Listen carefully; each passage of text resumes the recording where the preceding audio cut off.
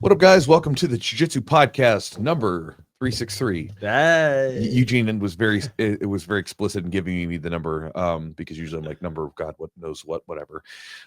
Someday if we're into like the thousands at this point, it's like this arbitrary number keeping system. Hey, we're at 1,000.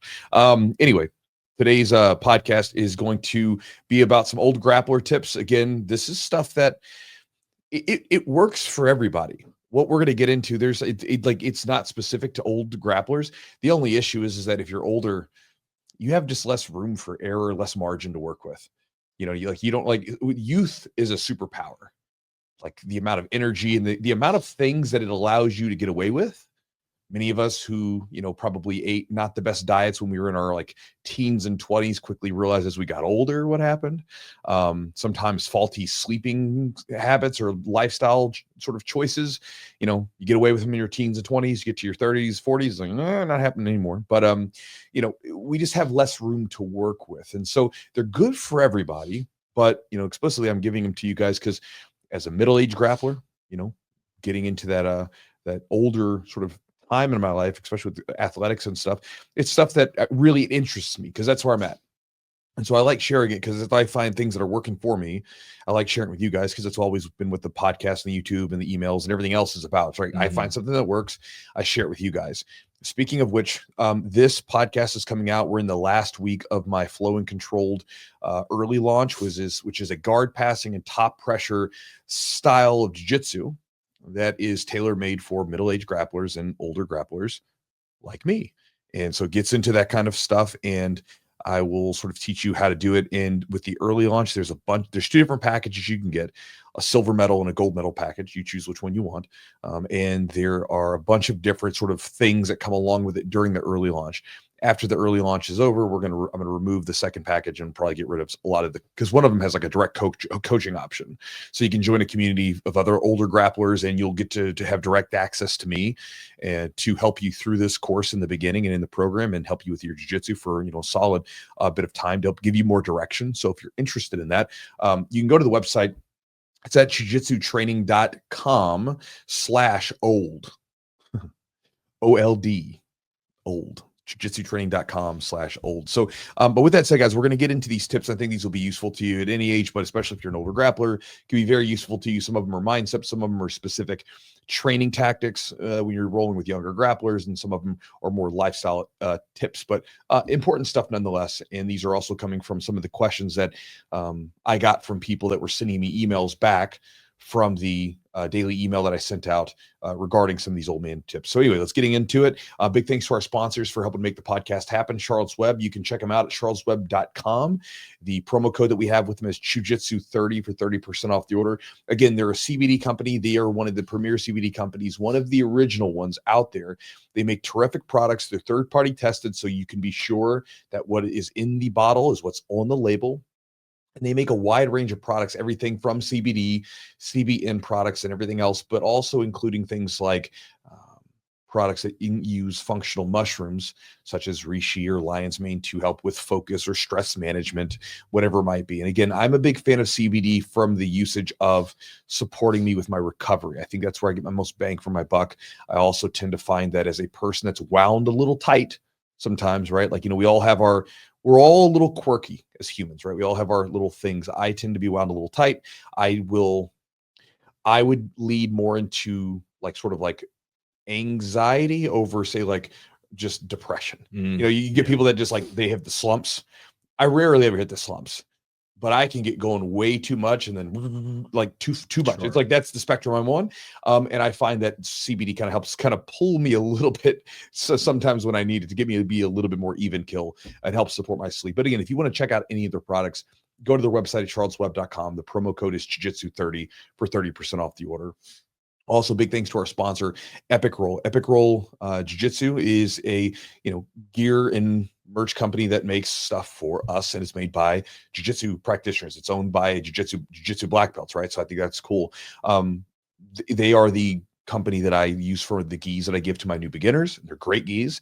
It's the company that I use for my rash guards and shorts, which I love them. They're so damn comfortable, high quality stuff. I've got a pair of my original prototypes that I had made for them from back in like 2020, still going strong. can still wear them today. Like it's good stuff. And so I like their stuff, and I like sharing it with people because, you know, again, it's one of those things where I feel very confident that if you get something from them, you'll be satisfied with what you get. But they've got great products, great designs, everything else, and anything really you want, whether it's t-shirts, rash guards, shorts, gis, joggers, fanny packs, anything. You can check them out at epicrollbjj.com. If you find something you like, use a promo code Chewjitsu20 for 20% off the order. Also, if you guys would like to support the podcast directly, you can do so by checking out our Patreon. Patreon.com/the Jiu-Jitsu podcast. You guys know how it works. You know, when you become a Patreon member, you get a bunch of different perks. If you guys want to check those perks out, go to the website, patreon.com/the Jiu-Jitsu podcast. Some of those perks include obviously back-end content that's not released anywhere else. We give you guys early access to certain things, also answer certain specific questions to you directly. So if you have a question, you get direct, or what would be the preferential treatment that will either be answered on a future podcast or directly in the Patreon members area. And there's a bunch of other bonuses and stuff you get along with it. If you want to check it out, it's very inexpensive. Again, it's just it's a way to support the podcast if you like it and would like to do so. You can also check out my daily email if you would like at my website, chewjitsu.net/join. When you go to the website at chewjitsu.net/join, you can get access to the daily email. And then on top of that, you'll also be able to get my free ebook that I give away that comes with the video. It's called Focus Jiu-Jitsu. Something that we'll talk about later in the program today is about having more intention with your training. You get so much more from your training if you step on the mats with intention. A lot of people hit plateaus, they hit struggles, they hit periods of just where they don't feel like they're getting better because they don't actually have any intention with their training. You get intention involved in the training, and magically, it literally works like magic. You start to notice that you're doing well, because the reality is that, you know, if you don't know where you're going, if you don't know what you're trying to do, then it's literally like driving a whole lot, but never actually putting in an address into your GPS. You're covering a lot of ground, you're moving a lot, but you don't even know where you're going, right? And a lot of times people try to address issues that are of things like, you know, rest or aimlessness or whatever with just more activity. You see it in business, you see it in jiu-jitsu, you see it everywhere, right? Like instead of getting more dialed in and knowing exactly what you're going after and everything else, they just say, I'll just do more. And obviously sometimes it works, but a lot of times it doesn't. And so if you guys want to check that out, if you want to get that ebook and the video, chewjitsu.net/join, and then you'll get my daily email. So let's get into some of these jiu-jitsu tips that specifically are made for older grapplers, but can be for anyone.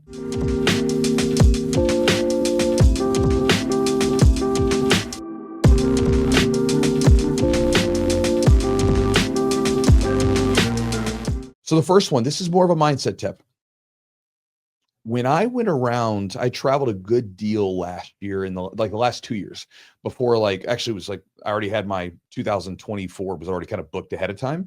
But like from about the midway through 2022, 2023, and 2024, I traveled a crap ton. There were months where I literally was like doing a seminar or traveling to do a camp or something, right? Or doing a jiu-jitsu open like every weekend. Like in months. I remember just being gone every weekend. And I don't know about you guys, as I get older, I don't like traveling much. Mm-hmm. It's weird. I feel like, it's funny. Like I love my life and I love being home. I love being with my wife and people at the gym and everything else, and love being able to see the kiddo.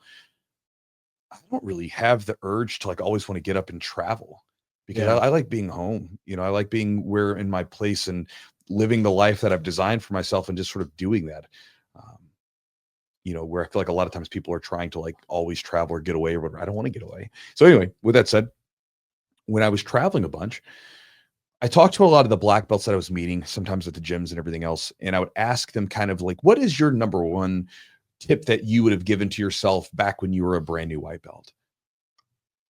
And it was interesting because I didn't cue them or prime them to give me this answer, but almost every one of them in some way said, I wish I would tell them not to try to win every round, not to try to fight every round to win, that kind of thing, something to that degree. And they said this for a number of reasons, from not being able to progress as fast because you're limited because you don't want to lose. Mm-hmm. injuries because, when you're fighting really, really hard every round to try to win, you exert yourself in a manner that you wouldn't otherwise. And again, it can be very tough, especially if you're getting, older, right? And so they were saying, I wish I would have dialed back, because when I started dialing back, I actually got better. And I was able to have more fun with this thing, and I got injured less and all these things. And we've actually had a few, multiple time world champions, pioneers of this sport, martial art, who have been on this podcast, and they say similar things. Like, they trained in a way that they wouldn't recommend their students train, because they saw the mistakes of it. And they're like, well, I'm going to try to steer them away, because you can get way better, sometimes even faster, if you train more intelligently. Right. And so one of the big things is that I would tell you guys, if you're an older grappler in jiu-jitsu, whether you're coming into jiu-jitsu and you have this like feeling that you just want to get good at it, and I want to improve, and I want to make up for this lost time that I missed out because I didn't sign up when I was younger. Or if you're an older grappler who used to be younger, maybe you're a black belt and you used to be a 20-year-old, 30-year-old black belt. Now you're a 40-year-old black belt or 50-year-old black belt. And you remember being that competitive young person. Sometimes you got to let them go, because it'll get you in trouble when you're on the mats trying to win every round while you're rolling, right? Especially when you're starting to get with a lot of people that are, maybe half your age. It's different if you're having a good battle with someone of like, similar age. It's a different animal completely when you're rolling with someone who's half your age and has that superpower of youth that we talked about at the intro. This kind of also goes along with the same idea that, besides just, fighting constantly, you're also going to get gassed out easier, but also talking about tapping fast. So again, I'm lucky enough to have come at a time when I got into jiu-jitsu when I was young. And as I approached 30, I started seeing a lot of the guys that were my heroes, and I got to know them a little closer and got to see what it was like when they weren't competing. Like, what does this person look like when they're out there on the mats or when they're off the mats? And a lot of them were becoming broken, like people with cannot lock their arms out, constant knee surgeries, all kinds of problems. And, again, one of the reasons was they just didn't tap. They fight through everything, try to win everything, right? Getting their neck jacked up instead of tapping to a neck crank. And they can't move, or they have to have their neck surgery, right? It's like, what's the point? And so again, I think that it's just important to remind yourself, because we are in this competitive environment, but you don't want to try to win every engagement, every roll, every battle that you're on the mat, because it's going to lead to a disaster. If you're an older grappler, you can get away with it when you're younger, for sure. Still don't think it's the smartest way to train, but especially when you get older, it's a necessity that you don't go in this direction. Do you think it's something of the competitive nature that people do that, or do you feel like it's not knowing enough, or not? Like, as a beginner, I would say maybe it's you don't know enough to know when to tap when you're in a position of basically no return. For example, there's I'll never forget this. I shared this on one of my YouTube videos. It was about tapping. Mm-hmm. And I was a white belt, and one of the guys, I think, was a blue belt, and he had me in an arm bar. Yeah. And I stood up, and I was literally like trying to shake him off. Yeah. I mean, he could have jacked my arm up 12 times, but he was being nice. And then the coach at the time was like, told him to let go of me, because I was he needed to save me from myself. Yeah. And so I didn't know, like, I'm not giving up. I'm not tapping. It doesn't hurt bad enough yet. Mm-hmm. It was a hard shift to make. Very hard shift, like very hard mindset shift, and like to accept that, because it's kind of life and death almost. It feels like when you're first into it, it's very much like fight or flight, right? It's like you're almost like fighting for your life, because you haven't been in that environment for very long, training and in close proximity, unless you've been like in wrestling or some kind of martial arts. I never had been, so it was very much like a fight or flight thing for me.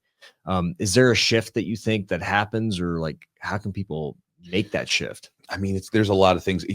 Early on, it can very much be like a ignorance or lack of education. Yeah. By the way, guys, when I say ignorance, I just mean you're unaware, right? Like, a lot of times people that word ignorance or ignorant, people take it the wrong way. I think all white belts are ignorant for the most part. Sure, especially when you're new. I was ignorant. Right? You get caught in a move and you don't know what the hell's going on, right? So there can definitely be that, because you can get yourself hurt. Like you said, you were saved from yourself. Absolutely. Because you didn't know what you're doing.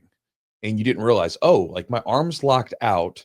It doesn't hurt, but I'm not going to tap, right? Because again, when you think about it, we're not waiting for submissions to hurt. That's why, like, when people would say that leg locks are really tricky because they don't hurt until you get submitted. What other submission do we wait for extreme pain before we tap out, right? I mean, maybe a slicer, maybe something like that, and to a degree, maybe, but even then, you're typically, when you do a submission, typically, if you're smart and you're trying to preserve yourself so you can actually walk when you're 60, right? Train when you're 60, you get to the point where your body basically some part of your body has been locked up, right? Because you think of submissions, it's basically this person sort of coils around one appendage of your body, one part of your body, and then they sort of lock onto it. And then usually, if you don't have a clear understanding of how to escape it, and they've held it for a solid, 2 seconds, 3 seconds, and are beginning to ratchet pressure up slowly, that's when you tap. Before anything hurts. Yep. You don't tap, you don't wait to hurt. I don't know. I was talking about that because we're doing leg locks at the gym. I don't know what that is about leg locks. Maybe it's because if you think about humans, we feel like we're this like little person sitting right here between our eyes, right here in our eyes. You feel like this person in your head that's sort of driving around this body. You know what I mean? Like, and so when you're in an upper body submission, you're typically pinned with your upper body. Your upper body's pinned, right? You're like, if you're in like an arm bar, the legs are across your face is pinned. You feel like you can't move. And so you realize, oh, I'm caught. But with the legs, it's different. Like your whole lower body could be in an entangled mess where you have no control from the waist down. Your hips, your knees, your ankles, everything's locked up. But you're like still fighting. People still fight because it's like they feel like they can do something. I think maybe it's because you still have your hands. That's what I'm saying. Like your arms, you're up here, your upper body can still move. Yes, and you can like try to grab or do some stuff, which in gi, we were doing leg locks yesterday. In the gi, you can kind of stalemate. You can hold position, but in no gi, it's harder. It's harder to hold on to those grips. So I don't know. Like, I don't know what it is. I think some of it's an understanding, like a knowledge. Right. Piece You have of to it, know. right? Yeah. Well, now, so there's that knowledge side of it, right? There can also be issues of like, and this is where you really have to think about if you're a person getting into this. Jiu-Jitsu has a way of digging up stuff sometimes. Combat sports do this in general, have a way of digging up stuff that maybe you haven't addressed, past traumas, issues with coaches from the previous time. I mean, you don't know. Like when I got into jiu-jitsu, I was a young guy who got jumped. I was 11 years old getting jumped by 16, 18-year-olds. Get my nose broke down the street and had like this trauma associated with physical altercations. And then when I got into wrestling was like, you always train hard to go for the win. So then when I'm going into jiu-jitsu, I'm trying to win every round, and my nervous system is just ratcheted up anytime someone touches me. So like I'm hell on wheels. I'm the spazziest white belt you've ever met, not because I was trying to be a spaz. It's just how I had been conditioned to be. And so when people come into the gym, I always talk about this. I cut people a lot of slack because when you come in, I don't have any clue what's going on with you. So I'll try to help you out, because you could have someone that literally has some deep trauma. And so when you grab a hold of them, they're tense as can be, and they're using a lot of strength because they literally had something happen to them when they were 5. And then now every time someone grabs them, their body freaks out. Yeah. That is not, it's a situation that happened. And so you have to work them through it. Recently she's getting over it now, but had a woman train with me where, for the first little bit, it was like every time she'd roll, she'd just cry. Her body would shut down. And so I was like, and I told her, I was like, listen, it's cool. Take a break, come back, do it at your own pace. Because you have to conquer this. And the only way we do that is like little bits. You have to know that you're safe here, and you got to know that we can get over this, but it's going to take some time. Sure. So let's do it. So sometimes there's that. So you get someone that's just wound tight all over the place. And then you get into a situation where I think sometimes you get type A people who are like trying to be the best at everything. Yeah. And you also get people that mistakenly think, or at least society even conditions us to be this way, that we're supposed to try to win and be good at everything, that you have to hold up some success to show for yourself, that otherwise this was a waste of time. Like if you didn't win or become really good at this thing, it's a waste. It's like you have to be in an environment that normalizes failure, because that's what's going to happen in the beginning.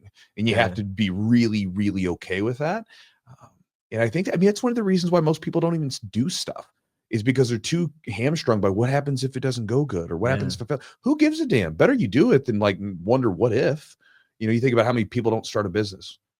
Oh, well, what happens if, well, I don't know. If it doesn't work, it doesn't work. At least you tried. Yeah. If we start jiu-jitsu, like someone was asking me that, it's like, what happens if I go? Is this a waste of time?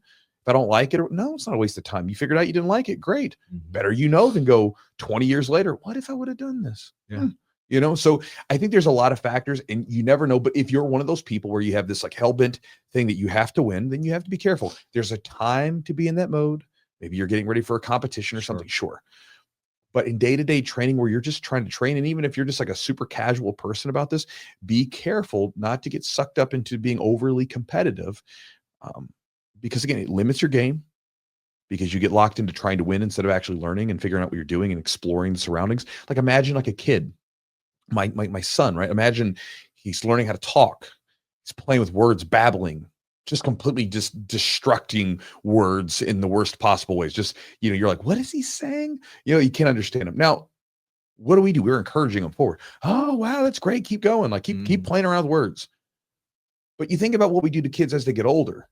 Oh, red ink all over stuff. You failed. You did stuff wrong, right? I mean, you have to have a little of that because we got to know right and wrong, right?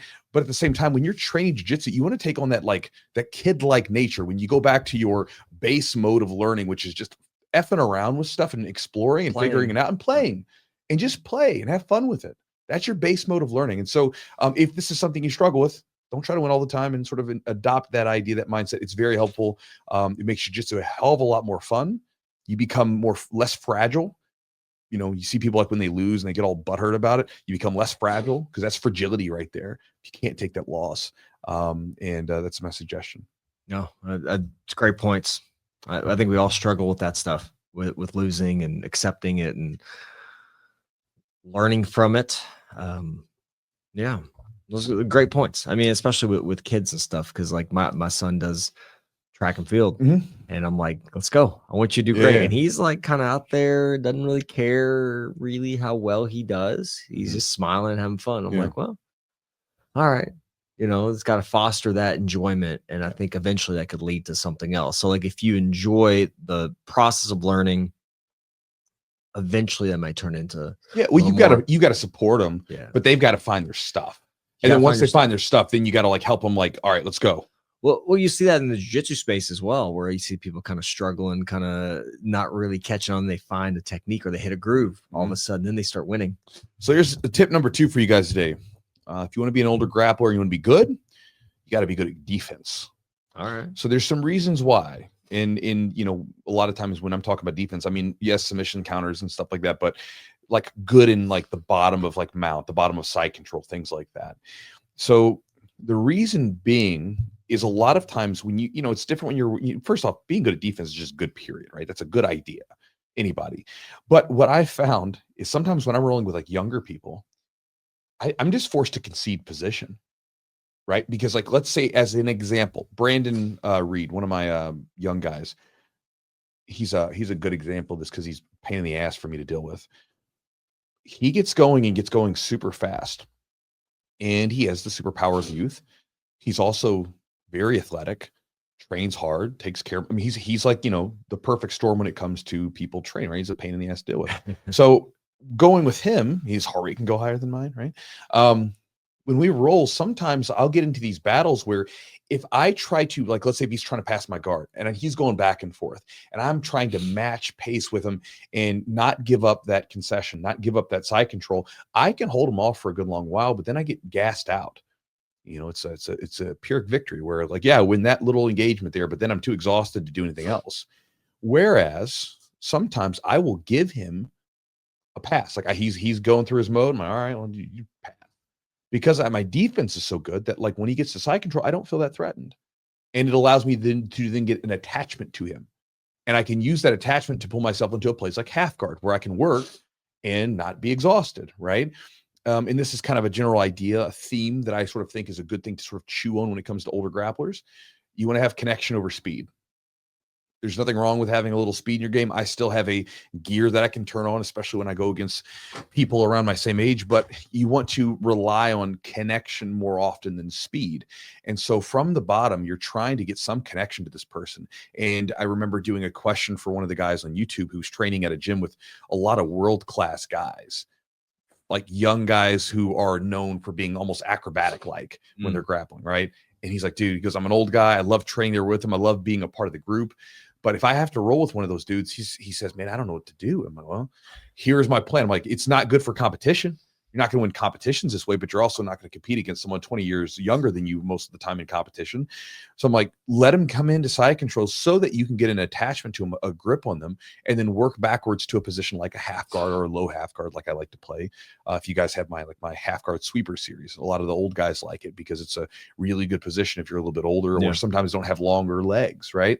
And so with that, I will give up points, give up position to allow them to get close to me so I can have that chest to chest connection so I can then work to a closer position where I have connection so that I can continue working from there. And so as an older guy, sometimes that's a good strategy. If you got someone who's really fast, give up position so you can make a connection. Yeah, for me, it's tough.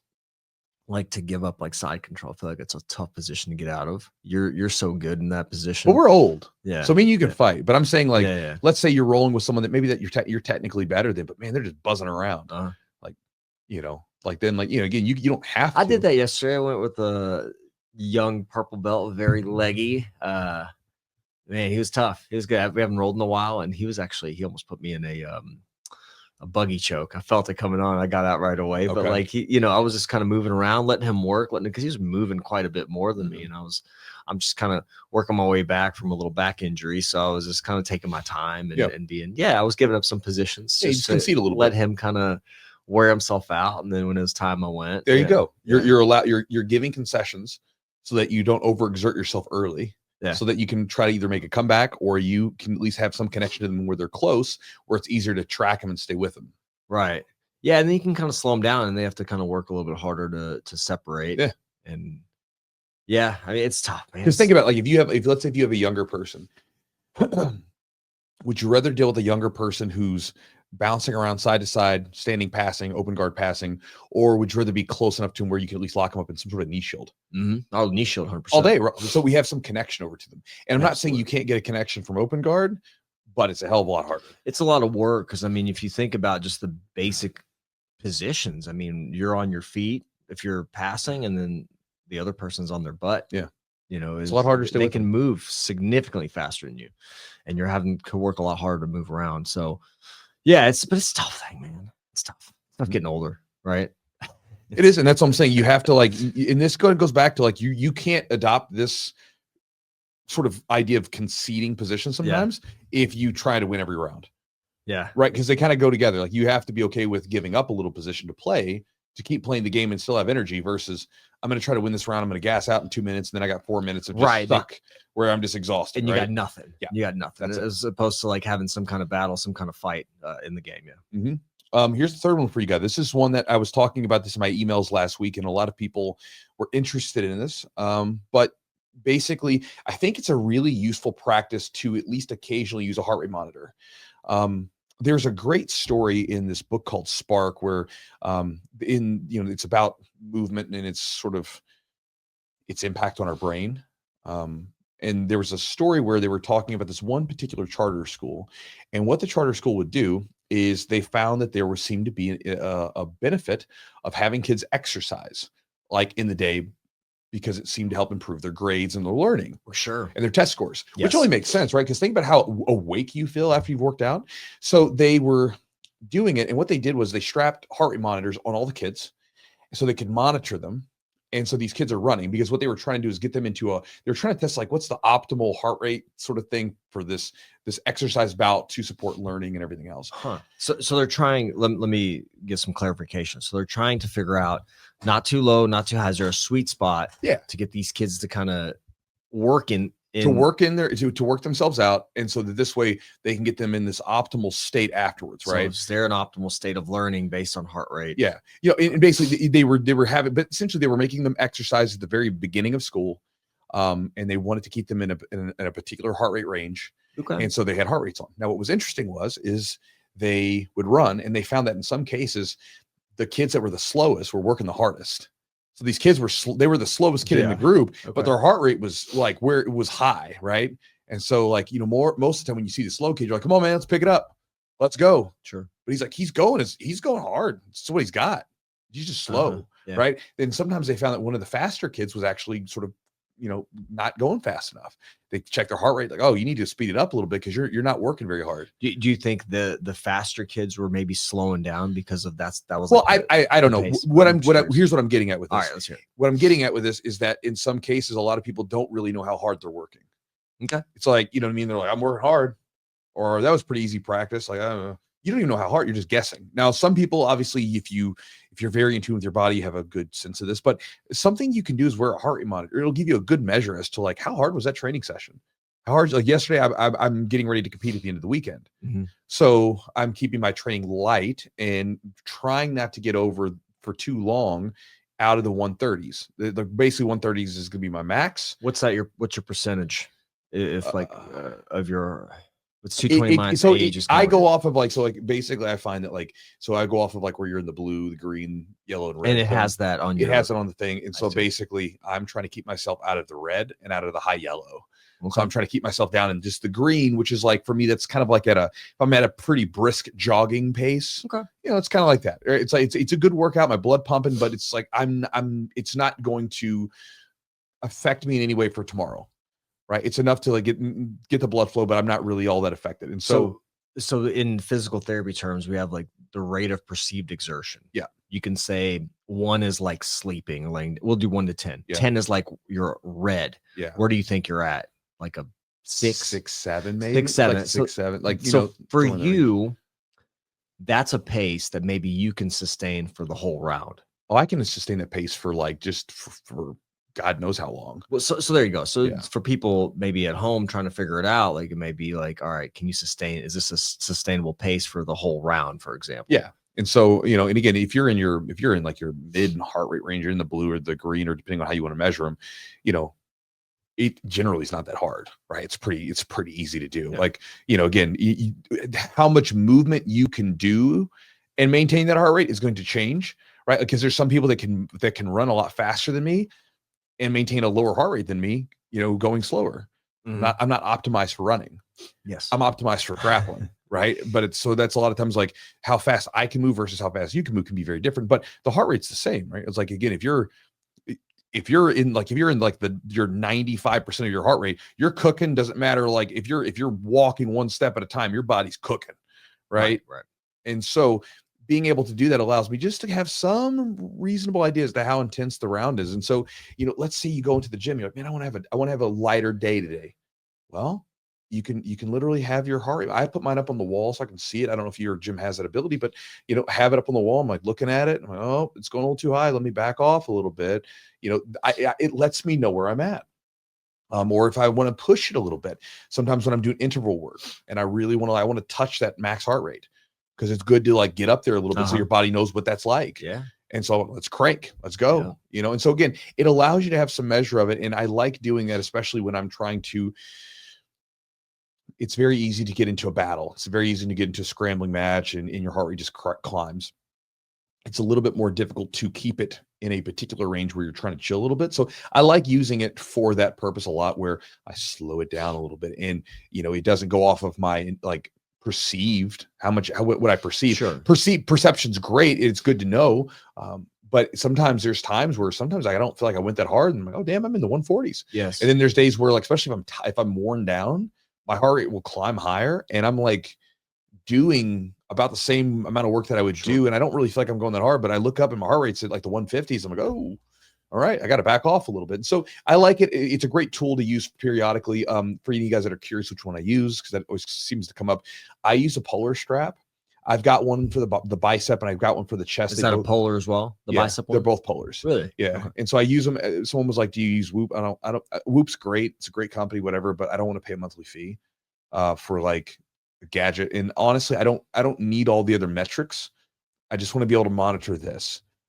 You know, I've whooped all the stuff, and it's very neat. It's very cool, but like, I just don't need it. And I've had a lot of people who have had a whoop that eventually like they just get like another heart rate monitor. There's a lot of them out there, so find the one that you like. But that's the one I use. All right, let me ask you this. Sure. When you're doing that pace, that you're in the green, the bluish is a blue green. Blue green. I mean, because it's like I'll be in the blue because a lot of times what happens blue's is a little higher than the green, according to the green. The green's a little higher. Green's higher. Yeah. So I'll be in the green. I'll be in like say like 130, 135 or something, and then like if I stop moving for a second, if I get into a good position like yesterday, it's like as soon as I get to like the chest to chest position after a passing scramble, it starts to drop back down to like the 1-teens. So those are a couple of good metrics. I've got two questions, a little follow-up question. Okay. Can you sustain when you're in that green or blue? I'd say the green. Can you sustain nasal breathing? Yeah. Only nasal breathing. Yeah.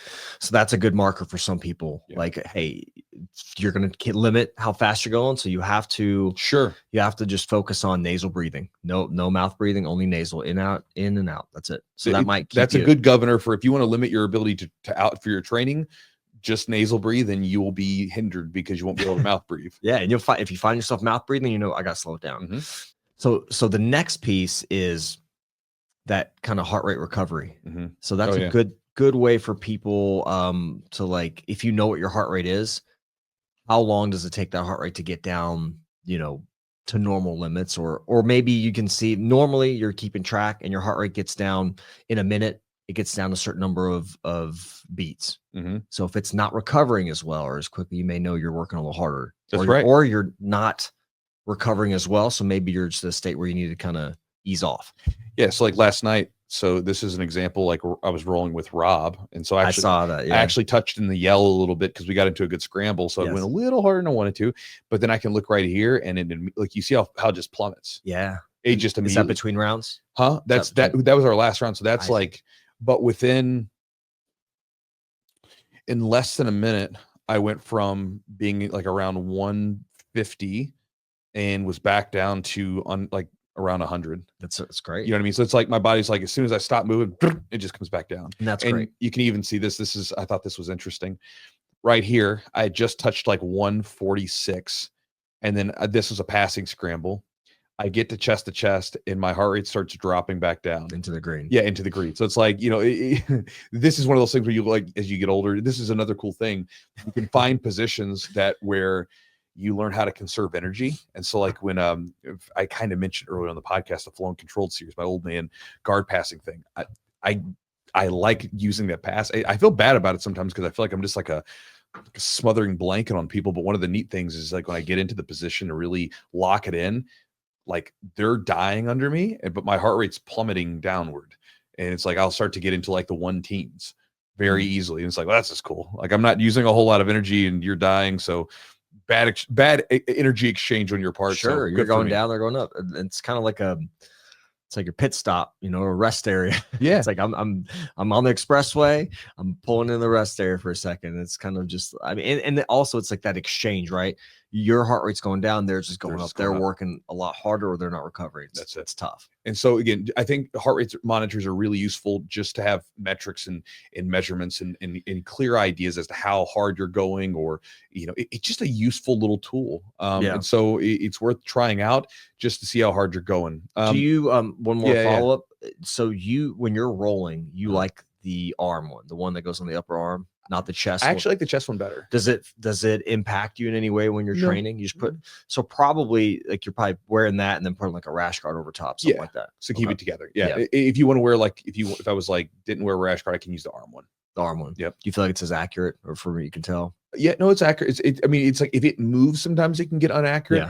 But as long as it's where it needs to be, like I think it's checking your brachial pulse. I've checked my pulse. It's pretty close to the money. It might be a beat or two off or whatever, but it's pretty darn close. Like I'll measure and okay, there we go. So, you know, kind of I'm able to like monitor. You know, done it so much where even if I don't have a heart rate monitor, I can just check my pulse, and then find out where I'm at and just sort of know. Yep. People always like they'll ask me if there's something wrong with me. Oh, because I'll be checking your carotid. because I'll be there and I'm sitting there like training. I'll find like, you know, I'll kind of like zone in on the clock and then I'll check my pulse for 10 seconds. Yep. So I have a clear idea as to kind of where I'm at. And then people are like, are you okay? I'm like, I'm just seeing where I'm at. Mm-hmm. It just, I like to know where I'm at. So like, especially if I'm like, this happens at seminars too, where I'll train and, you know, sometimes I'm training without a heart rate monitor and people, I'll stop, check my pulse. And they're like, You always okay? check it up here? Yeah. You ever check it your radial pulse? Sometimes. Yeah. Is there one that's better than the other? No. Okay. I think you probably get to this one a lot quicker. Yeah, this one's just easy. It's like I can get here. This one, it's like I can find it. It usually takes me. There it is. Yeah. So it's not bad, but you got it. Maybe the radial pulse would be a little bit less alarming. Yeah, like right here. I just. Are you dying? No, I'm not dying. I'm just keeping track with how hard I'm going. It's a little more discreet. Just kind of touch your, you know, it's radial pulse right there. Oh. So anyway, but yeah, Chewy's over here like, you all right, dude? You dying over there? So I'm just measuring my intensity of the training. We know we're aware, and then the goal for us is to try to get. I'm like, Chewy, how did I get you? I'm trying to see how high I can get your heart rate when we're rolling. The next one for you guys, next old man tip, is that you have to train with intention. So as you get older, it just happens. Your training volume goes down. You simply can't train as much as you used to because you are not blessed with the superpower of youth anymore. Again, young people, training with intention is still great for you. It's a smart idea. You'll get more from your training. But a lot of times young people get away with it. So like, I'll just train really hard and who gives a damn? But train with intention. So yeah, you have less training volume available to you because you can't recover as fast. Yeah. And you have less bandwidth to learn everything because you have life on your plate, right? Like you're 20 years old, you're 18 years old, you have nothing on your plate in most cases. Maybe you have school. School can be very difficult, yes. But any of us, I think, would agree that like school is tough, but you know it's tougher? Career, wife, husband, kids, you know, everything else, pets, having a house and stuff break. I mean, just everything that can be thrown on you. Like you have life. Life is way harder than like, I have to go cram for a midterm, you know, and I don't have anything else, no other responsibilities. Right. So again, I would tell you that with all that in mind, you want to focus on not learning everything because, you know, what is jiu-jitsu sort of guilty of? It's guilty of like telling you, oh, there's this secret position. Yeah. I have the magic that you. No. Just look, focus your jiu-jitsu on fundamentals. And by fundamentals, I mean stuff that just it's core jiu-jitsu that's been around forever. It's not going anywhere. You know, that's the stuff you want to focus on. And then, you know, at least in the beginning, become narrowly focused on that stuff. You can always build off of it, but don't be in the rat race of chasing every new little trend or whatever, and be very focused on a very clear intention of what you're trying to get out of these training sessions. When you go in there, be focused on, I'm trying to hit this technique, this position, this whatever, and then really focus on that stuff. This is, again, is one of the reasons why I made the ebook that I did. When you join my email list, I give it away. So Focus Jiu-Jitsu ebooks, very simple. Strategies for training, stuff that you can do during your open rolls. So if you don't have the chance to do situational training, you can still be very, very intentional with your open mats and get a hell of a lot from them. And again, if you do it, then you won't run into the situation where you're like, man, I just feel like I'm getting worse. I feel like I'm not getting better. I'm stagnating, whatever, hitting a plateau. You won't ever have that because there's simple ways to work around it. Most of the time people have plateaus and stagnation because they don't even know what they're doing. They're just showing up on the mat and like, I'm not getting better. I'm like, well, what does better even mean to you? You don't have a clear goal, right? It's like telling me like, oh, is your business doing well? Well, how are you measuring that? There's a lot of ways to measure that. So again, having focused intentional rolling is very, very important at any age, but especially as we get older, when you have less training and volume, less bandwidth mentally available to you, it's even more important. It's critical to your success in the grappling. I think some note-taking can be helpful in this instance because we kind of can forget out of sight, out of mind, and taking some notes on classes or maybe writing some goals, that can be helpful because it just, you know, we're progressing the classes. There's sometimes a system we're working towards, like maybe leg locks. We have a block of time that we're doing that, and then we're going on to something else. I think if you find something that really kind of, it's almost like connects with you, right? Either like it feels good, feels now. A lot of it's about feel, right? Like it feels like, ooh, I like this technique. Like you showed that one guard pass. And I always work a little guard pass. I always try to, that's one of my areas of my game I like to implement. But you showed that little where you grab the Cross shin. ankle. Yeah. And I loved it. And I was just like, and I just started doing it over and over all the time. I was just like, I would literally pass the guard and then stand back up and literally re-engage and start to pass the guard again. Now I can't do that against everybody, but somebody that, I'm better skilled, I would just work that over and over. And it's a great way if you're a more experienced grappler, if you're trying to get a new technique, really dial it in and get more active reps, with resistance. I think it's a great way to do it. But then if you're a beginner, it's a little more challenging. You can do some of those things. So that's when drilling positional work, just starting in a position, can be helpful, like at open mats, because people are like, well, let's just roll. And open mats can be really useful for just getting having some fun, but also really useful for improving your game. Yeah. And notice what he just said a second ago. He was not trying to win the round. He was trying to work on a specific technique, right? Again, different mentality for training. It's a smart one. And if you're a new person who can't use some of this stuff because you can't get to the positions, then you have to sort of ask yourself the question, where am I getting to? Where am I getting stuck? Sure. And then that becomes your focus. Sure. I know you really want to use the cool submission that you're learning, whatever. That's fantastic. But you're getting stuck in side control. So we got to start with defense first. Yep. We got to get you back to it. We got to work on guard retention. We got to start in these areas first, because those are going to keep you in the game so that you can then use the offense. Right. That's why everybody says, like, the first thing is to survive. That's the first step. And you kind of come backwards. So, but again, all that's great. I think it's a smart thing to do. And again, but Noah said he's saying he's not trying to win the round. Eugene's saying, oh, I'm trying to get something out of it. And again, whether you take notes or not, it's just having some idea of what you're doing on the mats on a daily basis. You can write this down if you like. You can take notes on your phone. You can even record yourself or your coach doing the technique. Yeah. Like if they do something that you really like, record it. Ask them, say, hey, I could record you just for my own sake? For me, like if I could go back, because I used to take all kinds of notes in jiu-jitsu. Yeah. I probably wouldn't. The kind of notes that I would take for jiu-jitsu, which I still do for other stuff now, would be like, how did the training session feel today? What's my goal for the next session? That internal stuff, basically having a conversation in that manner. I wouldn't try to record, like write down all the techniques, because I could tell you that, like specifics, right? Yeah. Like put your hand here, do this. Right. It's more like study, or next time I want to try to hit this pass or this. Right. Like those clear goals. Because I look back at all my notes. I have plenty. I have no clue what I'm talking about. I went to like seminars and I would be scribbling notes down on these seminars. And I'm like, what the fuck am I doing? Like, because I'm so busy writing notes down about what's happening and trying to explain this to myself for later in the best that I can. And I'm not even paying attention to the technique that much. I'm just looking at what's going on, opposed to, hey, I need to do this. Whereas now, what I'll typically do if I go to a seminar and like I really like something, I'll record myself doing it afterwards, because I'm like, look, sometimes they're cool with me recording them, but if they're not, I'll say, well, just let me record myself doing the move and explaining it to myself later on. Sure. So then I can review it that way, and that's way better, because now I can look at it, and jiu-jitsu is so visual. I can sit there and look at myself do it, explaining it to myself, opposed to trying to look at the writing that I used to try to explain. Because you think about, I have a pretty good shorthand now for jiu-jitsu. Like when I'm writing stuff, like if I'm taking notes for a class or something for myself, I can tell myself exactly what I mean, and I'm pretty good about it. Yeah. Where I can re-explain it. But like 20 years ago, good luck trying to explain any of it. I was 2 years in, I don't know what I'm doing. Sure.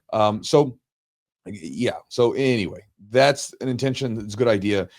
Get going with it. Next tip that I'll give you guys, and this one, I talk about this all the time, and probably gonna get a bunch of eye rolls and people that don't want to hear it, but diet and weight loss, really important. As we get older, it's a little bit easier to pack on the LBs, isn't it? At least for most of us, as you get older, your metabolism starts to slow down a little bit.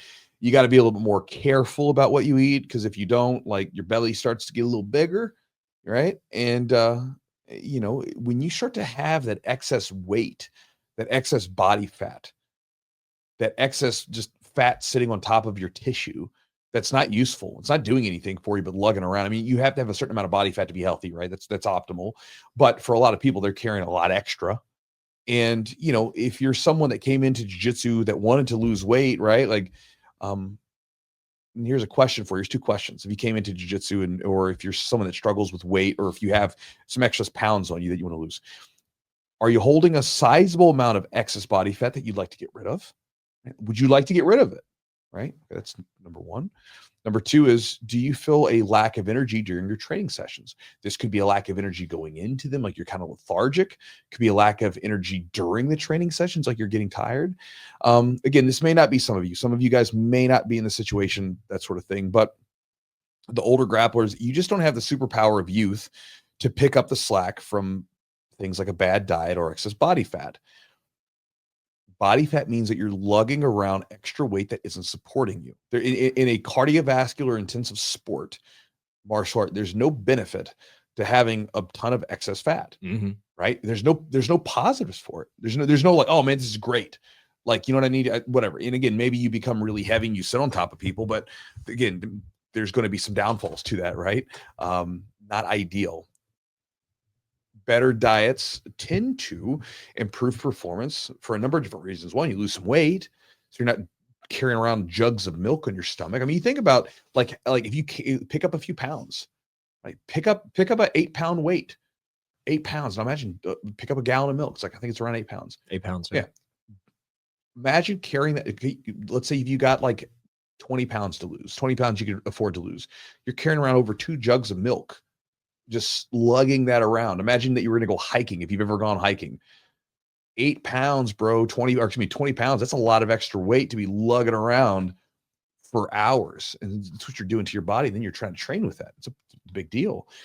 And then also too, what happens when you start to improve your diet, because usually, excess body fats tends to be a representation of a bad diet. And by bad, I don't mean like evil diet. I just mean a diet that's not aligned with who you want to be in your goals, right? Because there's no, like, I don't believe in bad food. You can eat whatever the hell you want to in the right ways if you know how to work it out. I don't think food's inherently evil. You can go eat McDonald's if you want to. I had McDonald's, like, was it back in January when we were flying to Costa Rica? Delicious. Don't eat it all the time, but it's like I had a McGriddle. I was like, man, it's probably still in your stomach digesting in there. Nah, it's not. It got pushed out, but it was delicious. But anyway, with that, if you have this excess body fat, it's just a representation of a diet that isn't supporting you, right? So again, change it, and a lot of times you find not only do you feel better from the excess weight being off, you got more cardio. Literally, it's like a cardio boost. Even me, if I go into like a cutting phase and I lose, maybe 5 to 7 pounds of extra like fat, man, I feel great. Yeah. I just start feeling like I'm just moving for just with no problem. Like right now I'm in a bulking stage, and like the extra weight, I can feel it. I've packed on a little bit of extra weight to do that. And I can't wait for the cutting phase. I'm going to miss the extra food, but it's going to be like, I'm going to be moving around on the mats like freaking lightning. Right. Yeah. Especially considering how I feel now. So anyway, with that on top of it, a lot of times when people start eating a really good diet that's focused on their specific needs and their goals, a lot of times they feel great. They start feeling sharper mentally. They get into the gym, they're like ready to go. One of the podcast listeners, Ryan, one of our students, blue belt, he's in his late 20s, firefighter. He trains with you guys in the 60s too. He was talking about, because we were talking about this overtraining issue. And he said, and I was talking about how when I got on my diet with Eli, man, sure enough, it was like I was feeling great, and I started to overtrain because I felt so good. He did the same thing. He got in the diet with Eli and lost some weight, was just feeling great. And he said he had to dial it back because he was starting to overtrain. Yeah. Just pushing it a little too hard because he just felt good. Right. So again, good problem creates different issues we got to address. Sure. But I would rather have more energy and have to dial back from training than, God, I feel terrible. I'm exhausted all the time. You make your choice. So with that said, the solution I think would be very useful to some of you guys, and I share this from experience, is to go hire a coach. We hire them for jiu-jitsu. We hire them for business. We go to school for people to teach us everything from like math to English to whatever, right? These people are paid. But then when it comes to food, we're just so funny about it.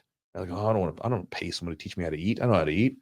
Yeah. Well, you know how to eat, but you don't know how to eat for the goals that you want. Right. Right. You haven't had someone walk you through how to get over that hump of discipline that's required. Because again, it takes sometimes a coach to hold you accountable for a little bit. And then once you get into that stage where you can separate food from being a coping mechanism to it being a fuel, then you get to decide, do I want to get bigger? Do I want to get smaller? Like at that point, you can play with it. You can go eat McDonald's if you want to sometimes, because you know exactly what's involved with that. And then you can just do this, like right now I'm bulking. So I'm not in my leanest form ever. And I don't care because I know whenever I want to do that, I know how to do it. It's not a big deal. I don't feel any like negative feelings about it. I'm like, I know how to do this, and I have my coach to help me. So it's like, I think it's important, right? Because again, you want to separate yourself from the coping mechanism of food and learn how to use it as fuel and use it to support your lifestyle. What tends to happen, at least this has been my experience, is when you go through that process, it's not easy sometimes, right? But you break it. Then you get on the other side of it and you start to feel good from eating a certain way. And then you become associating that eating style with feeling good. So then it's no longer such a big deal. Like, I don't really have crazy urges to go eat a ton of junk food because I know what that means. It means I'm going to feel lethargic all day. I'm going to look worse than I want to. I'm just not going to be, it's not optimal. So I like eating the way that I eat. And then, like someone was asking, I think Adam was asking me last night, we were at training. He said, when you're sick, because I was sick last week, he's like, do you ever have any like crazy junk food binges? You want to go get like, he's like, I really like Dr. Pepper and like, I think it was like a Reese cup or something, something like that. Sounds good. Yeah, it sounds good, right? I was like, I told him, I was like, usually if I get sick and I just need to get extra calories anyway to support me, but also too, I really like, I make a post-training smoothie. You've been around me. You know my smoothie like habits. I know. Yeah, so make my smoothie and I'll just throw in some extra frozen banana and berries, like, because it tastes good. Carbs in. I really like the taste of it. It's like dessert to me. Or I'll add a little extra peanut butter to it, just to make it a little thicker and creamy. It sounds like, oh my God, like whatever. I eat BS food sometimes. Don't get me wrong. I said I eat McDonald's, but like I don't eat it on a regular basis. Sure. And if I'm sick, I don't want to eat that. So I'll just add a big old smoothie or whatever. That's a treat to me. Well, it's like whole foods. It's not like necessarily junk. I mean, I think a lot of it you're talking about is eating for your needs and knowing the quantities you need to eat. And it's actually interesting because you can see the adjustments, how you feel and also how you look and how you perform when you start to eat a certain way. And then after you do that, like the point you made was like, you do that and you feel really good. You don't really want to go back to feeling like shit. You really just don't. And sometimes people kind of, when you're on a more of a strict, I don't even want to say strict, but like a specific diet, other people. It is kind of strict, but that's okay. I mean, there's a lot of wiggle room. There, like if your macros. Strict. Exactly. Like I think and Eli does this thing. When I first started working with Eli, I remember he gave me my food. He gave me my quantities, but he didn't give me my macros. And I was like, after a while, I'm like, hey, can I know what my macros are? And he's like, well, I didn't want you I wanted you to eat this thing. I didn't want you to start fiddling around with the diet, just getting in the routine of things. So there's a method to that too. But once you know your macros, you can start to like figure out, I can have this much of this and that much of that and start to play around, add some variety. Again, you want whole foods, good quality foods. You don't want a bunch of processed junk, but you can kind of figure it out and then make some variety to But even then, there's a strictness within that.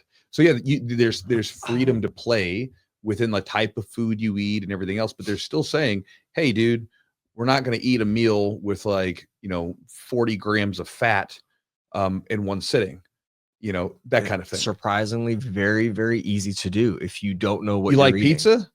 You eat pizza. Good luck there. I mean, you're just consuming grease and fat, and it's outrageous, dude. I love ranch. I could drink ranch. I have to figure out ways that I can make ranch, right? Yeah. So I'll do like the ranch powder and like Greek yogurt and some stuff like that to make it.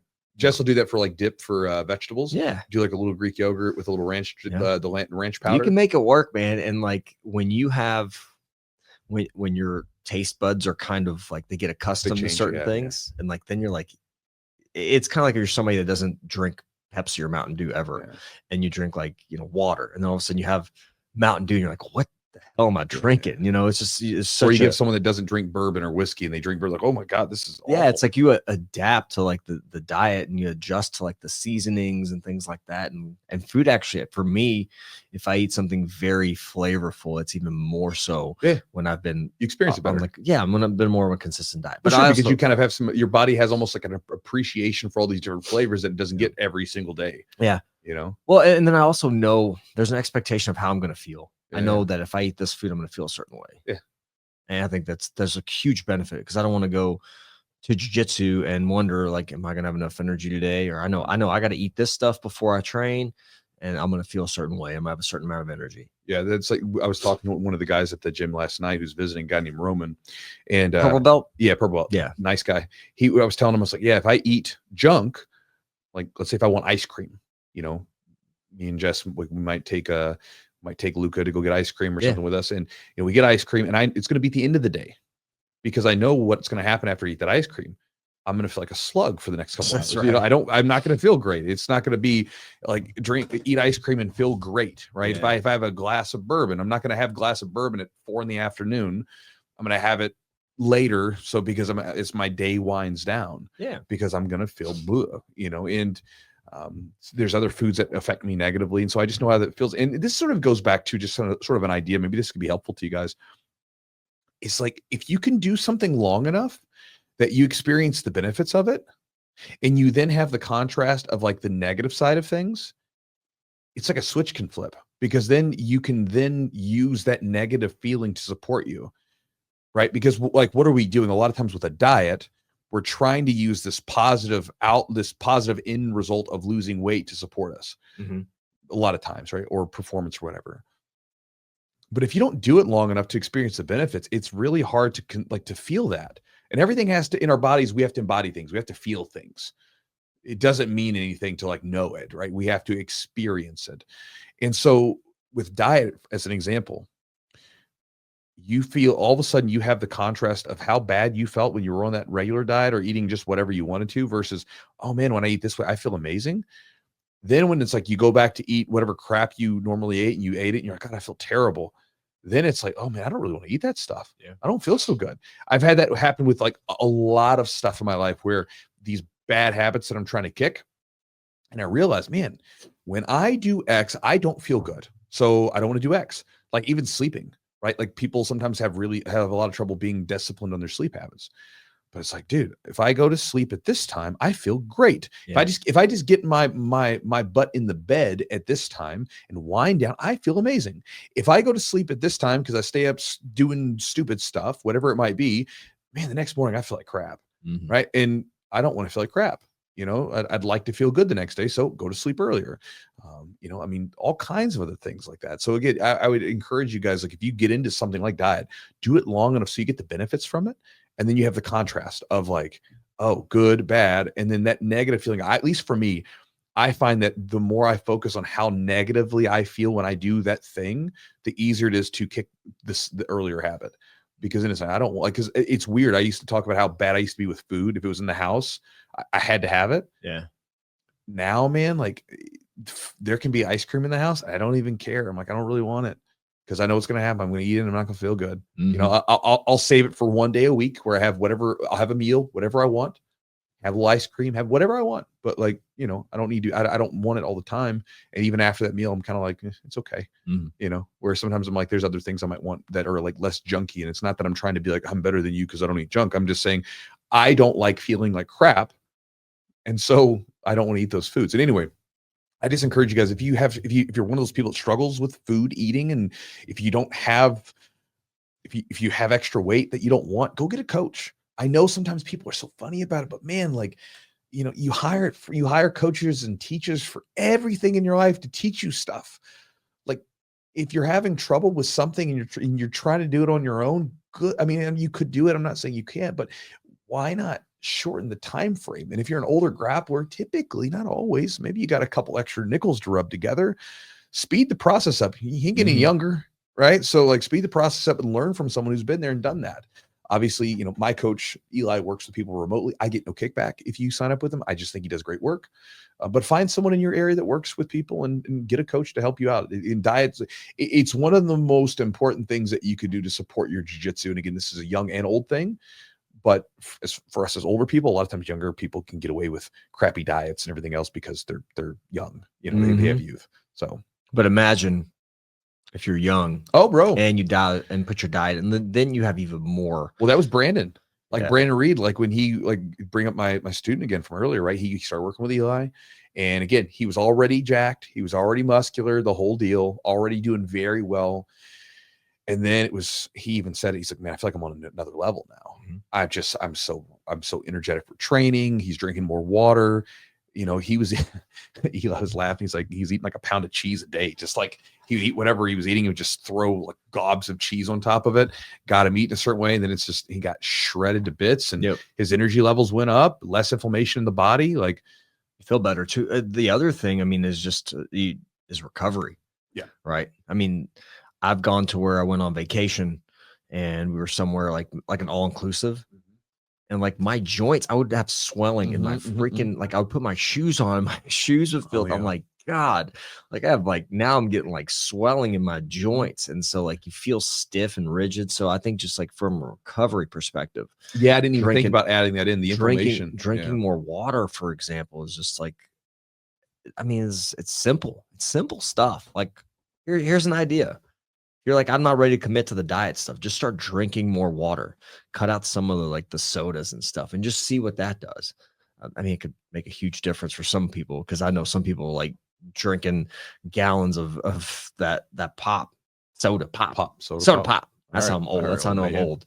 But that's the thing, man. Just drink more water. That could be something that helps you feel a little better too. Yeah, like I said, and if it, like for a lot of people that get overwhelmed with it, that's why I say get a coach. Just get someone to guide you through it. It's a lot easier that way. Well, guidance, accountability, right? Yeah. Somebody telling you like, hey, it's also like somebody saying, hey, you're doing a good job or you're on the right track. Yeah. Or but also too, it'll help you avoid all the absolute fucking nonsense on the internet, right? Oh, there's so much. Dude, it's just supplements. Like supplements are, that's it. That's the name. The name of it's to supplement. Well, no, I'm not even talking about the supplements. I'm talking about just the supplements, sure, because everybody's trying to say so, but I'm talking about just all the diets.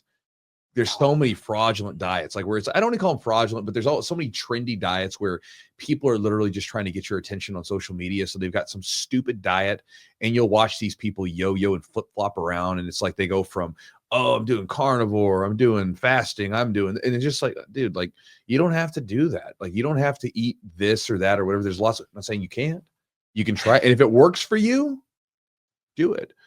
But you see these people that are dogmatically attached to a diet like it's their religion, just you can eat a lot of different stuff and feel great and have all these benefits that they're talking about, like less inflammation, great blood work, all that stuff by simply eating good quality foods, mostly whole foods, and getting yourself and eating the types of foods you should. But again, it can be a minefield trying to figure that out with the amount of information that's out there and how much of that information is just all over the place as far as its actual, like, what would be the word? Legitimacy. That's it. Legitimacy. Yeah. The legitimate information. Yeah. So, all right, guys, hopefully you enjoyed the podcast. Hopefully you got something from it. If you're an older grappler or younger grappler, I know that we spent a little bit of time on that diet part, and I'm sure some of you guys are like, oh God, we're passionate about it. That's why I'm only passionate about stuff that actually like helped me, that I feel like can help people. So that's why I like sharing it.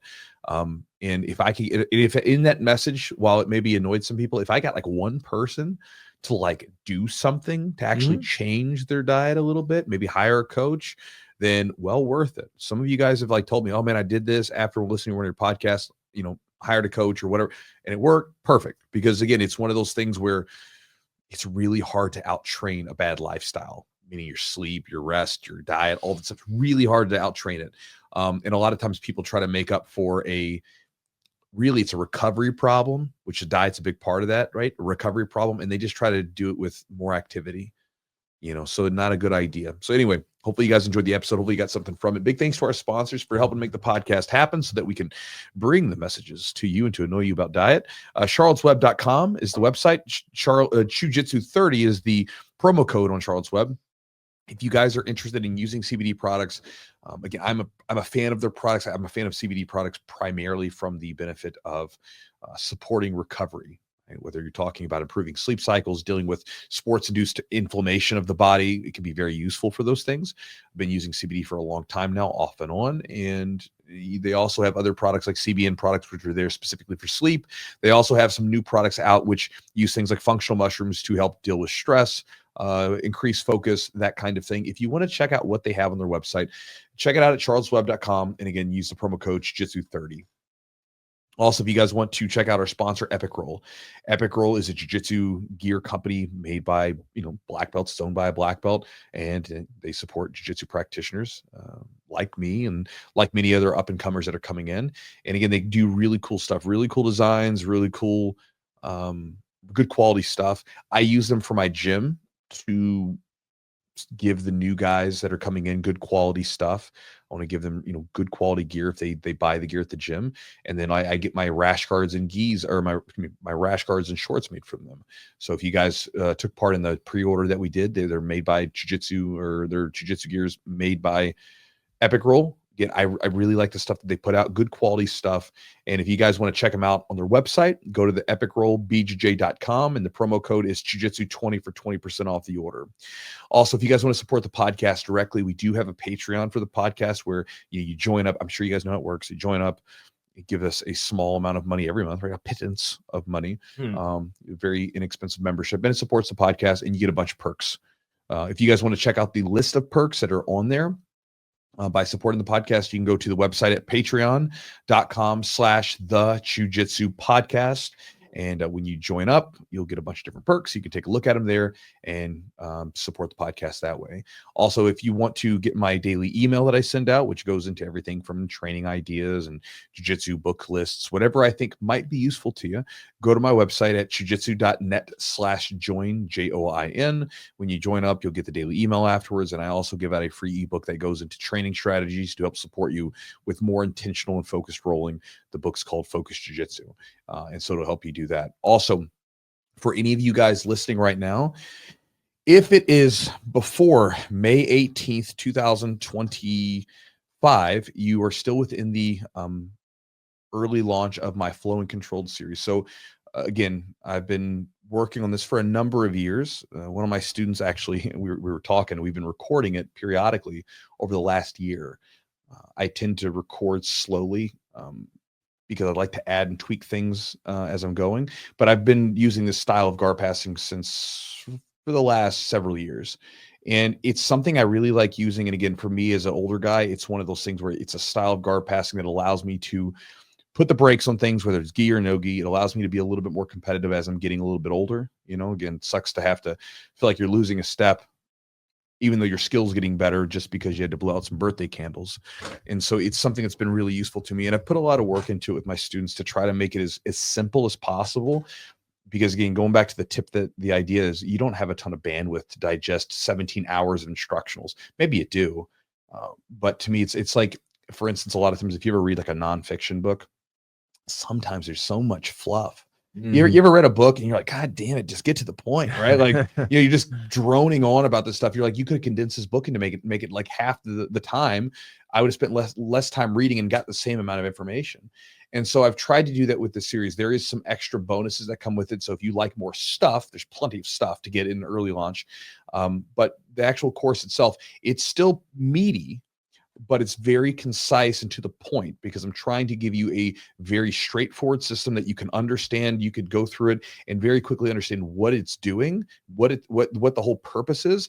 And then you could just build on to that for years to come, because it's, again, one of these fundamental styles of jiu-jitsu that I've seen since I started doing jiu-jitsu. You could go back and look at, the beginning of jiu-jitsu. It's still there. Now, the way that we use it is far more advanced than we used to, but the actual core of it's still there. And so if you guys want to check it out, it's on my website at chewjitsutraining.com/old, OLD. When you go to that website, you'll be able to get information on it and join if you like, and become a part of the early launch. And again, that's going to be going on till May 18th, 2025. And so, guys, with that said, thank you so much for being here. Hopefully you enjoyed the podcast. Hopefully you got something from it, and we'll talk to you next week.